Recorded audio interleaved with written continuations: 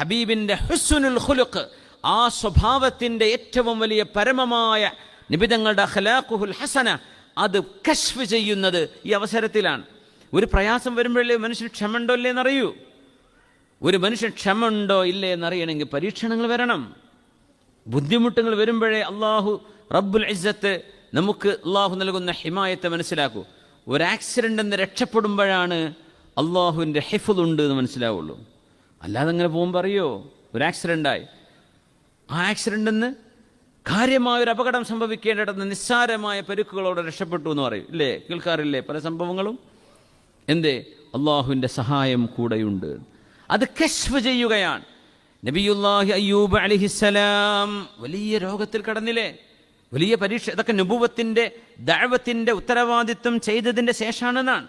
ഒരു നബിയായിരിക്കും ആളുകളുടെ മുമ്പിലേക്ക് ഇറങ്ങുമ്പോൾ ഒരു വെറുക്കപ്പെട്ട അസുഖവും ഒരു നബിക്കുണ്ടാവില്ല. കാരണം അവർക്ക് ദഅവത്ത് ചെയ്യാൻ പറ്റൂല. കാരണം ശരീരത്തിൽ സ്കിന്നിൽ എന്തെങ്കിലും അല്ലെങ്കിൽ മോശപ്പെട്ട അസുഖങ്ങളുണ്ടെങ്കിൽ ജനങ്ങളുടെ ഇടയിലേക്ക് ഇറങ്ങാൻ പറ്റില്ലല്ലോ. അതുകൊണ്ട് അല്ലാഹു തആല അതൊക്കെ എന്ത് ചെയ്യും? നുബുവത്തിൻ്റെ ഡ്യൂട്ടി കഴിയുന്നവരെ പിടിച്ചു വെക്കും. നുബുവത്തിൻ്റെ ഡ്യൂട്ടി കഴിഞ്ഞാൽ പിന്നെ പരീക്ഷണങ്ങൾ കൊടുത്തിട്ടുണ്ട് അംബിയാഇന്. അയ്യൂബ് നബി അലൈഹിസ്സലാമിന് അങ്ങനെയാണ് ഉണ്ടായത്. അല്ലാഹു പറഞ്ഞു, നിഅമൽ അബ്ദു ഇന്നഹു അവ്വാബ്. എൻ്റെ അടിമ അയ്യൂബ്, നിഅമൽ അബ്ദ്, എന്തൊരു നല്ല ദാസനാണ് എൻ്റെ അയ്യൂബ് അലൈഹിസ്സലാം. വനാദ അയ്യൂബ്, അയ്യൂബ് നബി അലൈഹിസ്സലാം അള്ളാഹുവിനോട് ചെയ്ത ദുആക്ക് ഖുർആൻ ഉദ്ധരിച്ചു. സലാലയിലാണെന്നാണ് അയ്യൂബ് നബി അലൈഹിസ്സലാമിൻ്റെ മഖാമൊക്കെ അവിടെ ഉണ്ട്. അവിടുത്തെ ചരിത്ര പണ്ഡിതന്മാരൊക്കെ പറയുന്നത് അത് തന്നെയാണ്, അതിൻ്റെ ഒറിജിൻ അത് തന്നെയാണെന്നാണ്. അങ്ങനെ ആവാനാണ് സാധ്യത. അതൊക്കെ പഴയകാല യമനിൻ്റെ ഭാഗങ്ങളായിരുന്നല്ലോ. ദഫാർ, ആ മല, ജബൽ അയ്യൂബ് എന്നാണ് മലൻ്റെ പേര്. ഒമാനിൽ സലാലയിൽ പോയവർക്ക് അറിയാൻ പറ്റും. ആ കുളവുണ്ട്. ഖുർആൻ പറഞ്ഞ ഉർഖുദു ബിരിജ്ലിക ഹാദാ മുഗ്തസലുൻ ബാരിദുൻ വശറാബ്, നല്ല തണുപ്പുള്ള വെള്ളം, നല്ല തണുപ്പുള്ള വെള്ളം. ശരിക്കും അങ്ങനെ തന്നെ പറഞ്ഞു. ബാരിദുൻ എന്ന് ഖുർആൻ പറഞ്ഞ് ശരിക്ക് തണുപ്പാണ്, നല്ല ഫ്രീസിങ് കോൾഡാണ് ആ വെള്ളം.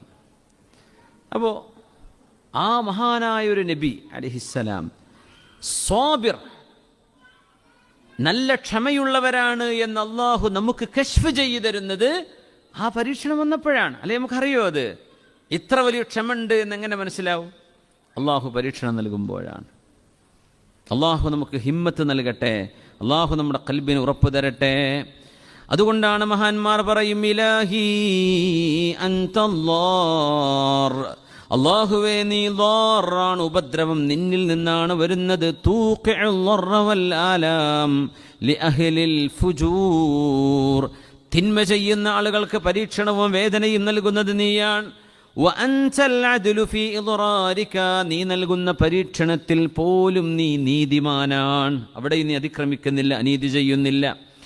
വകുല്ലുഹും കൽ മർളാ ഫീ ഹുക്മിക്, അവരൊക്കെ രോഗികളെ പോലെയാണ്. ഫതുദാവീഹിം ഹിക്മതുക, നിന്റെ ഹിക്മത്ത് കൊണ്ട് നീ അവർക്ക് ചികിത്സ നൽകുകയാണ്. വതൂജിദു മിനൽ ളർരിൻ നഫ്അ, ഉപദ്രവത്തിൽ നിന്ന് ഉപകാരമുണ്ടാക്കുന്നവനല്ലയോ അല്ലാഹുവേ നീ. നീ ഉപകാരവും ഉപദ്രവവും നിന്റെ കയ്യിലാണ് തമ്പുരാനെ, എല്ലാം നിന്റെ കയ്യിലാണ്. അല്ലാഹ്, നമ്മുടെ മക്കൾ പറഞ്ഞേക്കാതിരിക്കുമ്പോൾ നമ്മളവർക്ക് ശിക്ഷ കൊടുക്കും, ചില റെപ്രിമാൻഡിങ്. ആ മകൻ ഇങ്ങനെ കളിച്ചുകൊണ്ട് നടന്നാൽ, ഫുൾ ടൈം മൊബൈലിലാണ്, ഫുൾ ടൈം ടിക്ടോക്ക് കണ്ടിരിക്കുകയാണ്, അല്ലെങ്കിൽ യൂട്യൂബ് കണ്ടിരിക്കുകയാണ്, ഗെയിം കളിച്ചുകൊണ്ടിരിക്കുകയാണ്, അവരുടെ ജീവിതത്തിൻ്റെ വിലപ്പെട്ട സമയം കൊന്നുകൊണ്ടിരിക്കുകയാണ്. ഒരു വാപ്പ അതിന് ആക്ഷൻ എടുക്കും അല്ലേ? ഉത്തരവാദിത്തം. എന്നാൽ പിന്നെ എന്ത് ചെയ്യണ്ട, ഗാഡ്ജറ്റ്സ് വേണ്ട, അല്ലെങ്കിൽ അതിന് ടൈം ലിമിറ്റ് ചെയ്യും. അത് കുട്ടിക്ക് ഭയങ്കര വേദന ഉണ്ടാവും, അത് വാപ്പാക്കും അറിയാം. പക്ഷേ വാപ്പ ഇത് ചെയ്തില്ലെങ്കിൽ ഈ മകൻ വലുതായി, ഇപ്പം ഇത് ചെയ്തപ്പോൾ അവൻ പഠിക്കാൻ തുടങ്ങി എന്ന് വിചാരിക്കുക, അല്ലെങ്കിൽ അവൾ പഠിക്കാൻ തുടങ്ങി, പഠിച്ച് ഉഷാറായിട്ട് ഒരു രംഗത്തേക്ക് എത്തുമ്പോൾ ഈ വാപ്പക്ക് നന്ദി പറയും. എന്താ പറയുക?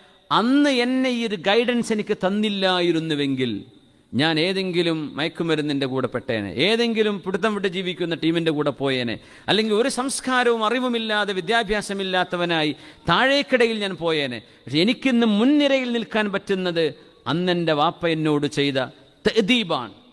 ആ അച്ചടക്ക നടപടി, ശിക്ഷണം കുട്ടിയെ സംബന്ധിച്ചിടത്തോളം ഒരു ഉപദ്രവമാണ് അല്ലേ? പക്ഷെ അത് യഥാർത്ഥത്തിൽ ഉപദ്രവമാണോ? അല്ല. എന്തുകൊണ്ടല്ല? ആ കുട്ടിയുടെ ഫ്യൂച്ചറിലേക്ക് നോക്കിയാൽ അത് ഉപദ്രവമല്ല. ഉമ്മ നൽകുന്ന ശിക്ഷണം അങ്ങനെയാണ്. വാപ്പ ചീത്ത പറഞ്ഞു, ഉമ്മ ചീത്ത പറഞ്ഞു എന്ന് പറഞ്ഞ് മക്കൾ പറയും. മക്കൾ എൻ്റെ ഉമ്മാക്ക് എന്നോട് തീരെ ഇഷ്ടമല്ല എന്ന് പറയും. ചെറിയ മക്കൾ വാപ്പാക്ക് എന്നോട് ഇഷ്ടമല്ല എന്ന് പറയും. അത് അവർക്ക് തോന്നുകയാണ്. ആ ഒരു ഉപദ്രവം എന്ന് അവർക്ക് തോന്നുന്നതിൻ്റെ പിന്നിൽ ഒരു ഉപകാരം അതിൻ്റെ പിന്നിൽ അവർക്ക് വരും. അവർ തന്നെ അത് തിരിച്ചറിയും. അപ്പോൾ അവർ പറയാം അൽഹംദുലില്ലാഹ്. അതുകൊണ്ടാണ് ഖുർആൻ പറഞ്ഞത്, സ്വർഗത്തിലേക്ക് എത്തുമ്പോൾ എല്ലാ മനുഷ്യരും ജീവിച്ചു പോന്ന സങ്കടങ്ങളും പ്രയാസങ്ങളും ദുന്യാവിലെ ബുദ്ധിമുട്ടുകളും എല്ലാം മുഅ്മിനീങ്ങൾ അങ്ങനെ മനസ്സിലാക്കുക. ദുന്യാവ് ഇറ്റ്സ് നോട്ട് ഈസി ഗോയിങ്. ഈ ലോകം അങ്ങനെയല്ല. ഓരോ ന്യൂസും ഓരോന്നും ഓരോ സംഭവങ്ങളും നമ്മളെ ബോധ്യപ്പെടുത്തിക്കൊണ്ടിരിക്കുക. It's not an easy job. ഈ ലോകത്തുള്ള ജീവിതം എളുപ്പമല്ല, സ്ട്രഗ്ലിംഗ് ആണ്. പക്ഷേ ഖുർആൻ പറഞ്ഞു, വആഖിറു ദഅവാഹും അനിൽ ഹംദുലില്ലാഹി റബ്ബിൽ ആലമീൻ. അവസാനം സ്വർഗത്തിലേക്ക് മുഅ്മിനീങ്ങളൊക്കെ കടക്കും. അള്ളാഹു നമ്മോട് ബന്ധപ്പെട്ട സർവ്വ മുഅ്മിനാത്തുകളെയും അഹ്ലുൽ ജന്നയിൽ അള്ളാഹു ഉൾപ്പെടുത്തി തരട്ടെ. ദഅവാഹും ഫീഹാ സുബ്ഹാനകല്ലാഹുമ്മ വതഹിയ്യതുഹും ഫീഹാ സലാം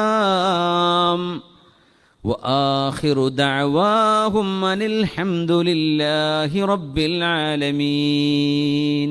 സൂറത്ത് യൂനുസ്. എന്തൊരു മനോഹരമായ ആയത്താണത്. ദഅവാഹും ഫീഹാ സുബ്ഹാനകല്ലാഹും. അവിടെ അവർ പറയുന്നത്, സ്വർഗത്തിലേക്ക് എത്തിയാൽ സുബ്ഹാനകല്ലാഹുമ്മ റബ്ബേ നീ എത്ര പരിശുദ്ധനാണ്. ഇങ്ങനെയൊക്കെ റബ്ബേ, ഇതാണോ നിന്റെ ലോകം? ഇതാണോ നീ? നിന്റെ ഹദറത്തിൻ്റെ മഹത്വം എത്രയാണ്! നിന്റെ സാമീപ്യം ഞങ്ങൾ അറിയുന്നു റബ്ബേ. അതിൻ്റെ പരിശുദ്ധിയും അതിൻ്റെ സുഗന്ധവും അതിൻ്റെ പരിമളവും അതിൻ്റെ പ്രകാശവും അതിൻ്റെ ചമൽക്കാരവും എത്ര മനോഹരമാണ്. സുബ്ഹാനകല്ലാഹും, glory be to you Allah. Oh Allah, you are glorified. അല്ലാഹുവേ നീ പരിശുദ്ധനാണ് റബ്ബേ. സ്വർഗത്ത് കടന്ന ഇതാ പറയാം. പിന്നെ മുഅ്മിനീങ്ങൾ പരസ്പരം കാണും. സലാമുൻ അലൈക്കും, എല്ലാവരും സലാം പറയും. മലക്കുകൾ സലാം പറയും. അള്ളാഹു പറയുന്നതും സലാമാണ്. നമ്മൾ മനസ്സിലാക്കിയിട്ടുണ്ടത്. അവരും പരസ്പരം സലാം. വആഖിറു ദഅവാഹും അനിൽ ഹംദുലില്ലാഹി റബ്ബിൽ ആലമീൻ. അവരുടെ വാക്കുകളുടെ, അവരുടെ പ്രാർത്ഥനകളുടെ എല്ലാം അവസാനം, അവരുടെ ചർച്ചകളുടെ അവസാനം, സ്വർഗത്തിൽ അവരുടെ ചർച്ചയുടെ അവസാനം എന്താ പറയുന്നറിയോ? അനിൽ ഹംദുലില്ലാഹി റബ്ബിൽ ആലമീൻ. ലോകത്തിൻ്റെ രക്ഷിതാവായ റബ്ബേ നിനക്കാണ് എല്ലാ സ്തുതിയും. എന്തേ? അസുഖം വന്നത് ഖൈറിനായിരുന്നു എന്നപ്പോൾ മനസ്സിലായി. ദുന്യാവിലടിച്ച ടെൻഷൻ ഇവിടെ അല്ലാഹു കൂലി തന്നിരിക്കുകയാണ്. അപ്പോൾ കുറച്ച് ടെൻഷനൊക്കെ ആയിരുന്നു. നാട്ടുകാരും വീട്ടുകാരൊക്കെ പലതും പറഞ്ഞിരുന്നു. ഇപ്പോൾ അതിനൊക്കെ നീ കൂലി എഴുതി തന്നല്ലേ റബ്ബേ. ഒരു ഇഞ്ചക്ഷൻ എടുത്തിരുന്നു, എനിക്ക് ഭയങ്കര പേടിയായിരുന്നു സൂചി കാണുമ്പോൾ. ആ വേദനയ്ക്ക് പോലും നീ കൂലി എന്നല്ലേ അല്ലാ.